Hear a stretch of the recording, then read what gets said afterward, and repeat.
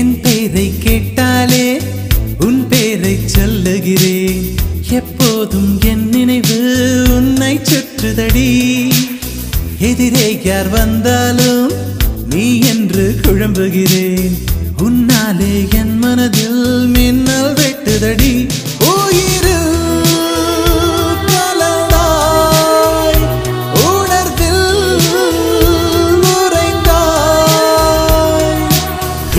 நிழல் என்று என்னை விட்டு விட்டு சென்று